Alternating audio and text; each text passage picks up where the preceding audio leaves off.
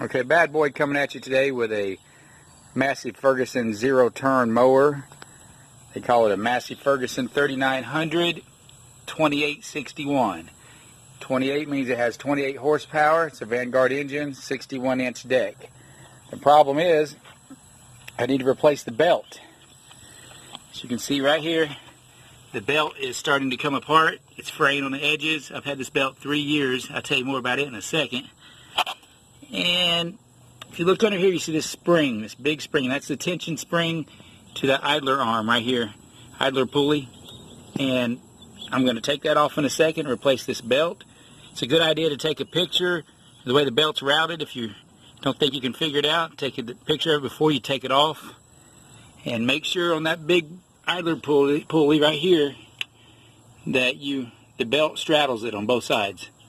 If you run it on one side, both sides of the belt on one side or the other, that pulley, you're going to have major issues.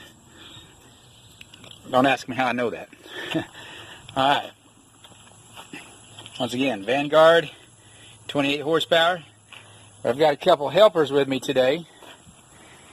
And, oh, let me tell you about the belt first. Here's my helpers. Hey.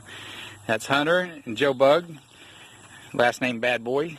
That's grandbaby Bad Boys. Go check out our channel. You got a channel too? Yeah, JoJo and Hunt. JoJo and Hunt, okay. Well, if you go to Massey Ferguson to buy a belt for this zero turn, it's $113. I bought it at Agri Supply. You see, let me get out of the light right there. Go to agrisupply.com and they'll ship it to you. It's not free shipping, but very reasonable prices. $113 belt costs $25, $26 through Agri Supply. And right here's the part number. It's actually, it might say 2089 at the top, but that's the one I use. 20899 or the B173. The main thing you need to know is a 176-inch belt by 5/8. While I was at it, I bought some gator blades. Hold those up real good so we can see them. And here's the part number on the gator blades. 396727. It's a 21-inch blade with a 5/8-inch center hole right there. You see the way the edge is? That's why they call it a gator blade. It's got these teeth right here. And it's really thick. That's about a 1/4-inch steel thick. You're not going to bend those blades.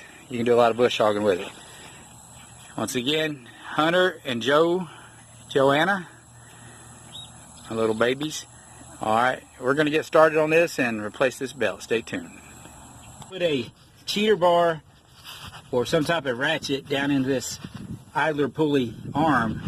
There's a place for it for a 1/2-inch ratchet.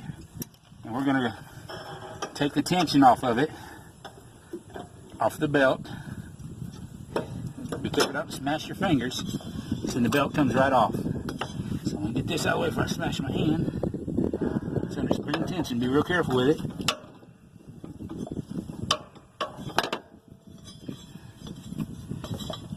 But that's how you get the belt off there. Now you got to get your ratchet up.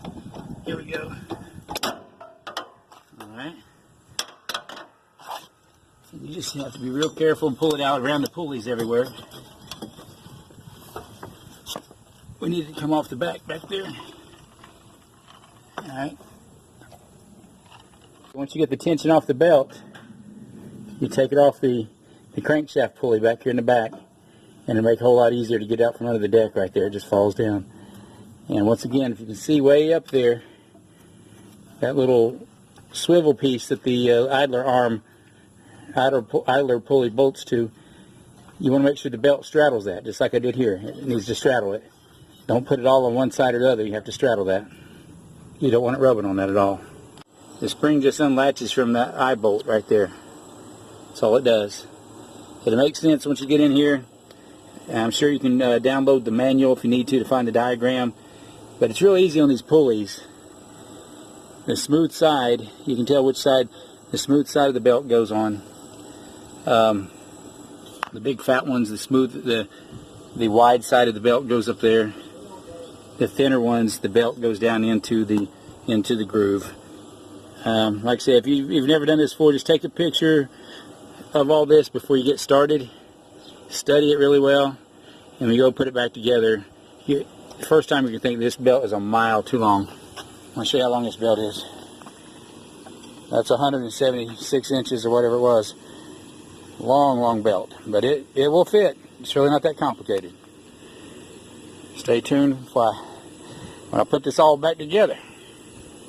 To leave before I finish the project, but that's how long that belt is, as you can tell. That's the new one. They're holding the new one. The old one's on the ground.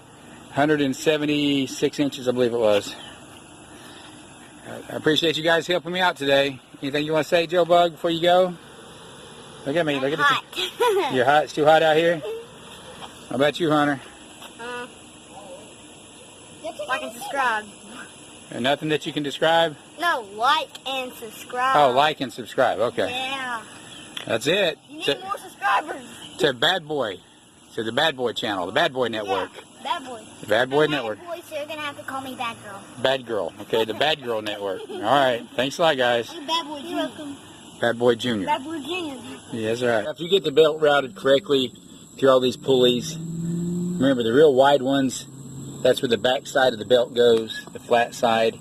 The V side goes into the deeper ones, the narrower ones. Straddle that pulley arm over there. Wrap it around the crankshaft in the back. And I had the spring off earlier, like I said. And after you put a ratchet in over here, you can hardly see it, in that hole there on this pulley arm, pull it forward, get your spring as close as you can. You're going to have to get under here and grab the spring, and the spring with something, and pull it up over this eye bolt. That's the way I did it. I'm sure you could probably loosen this adjustment right here. That's probably the correct way, the easier way.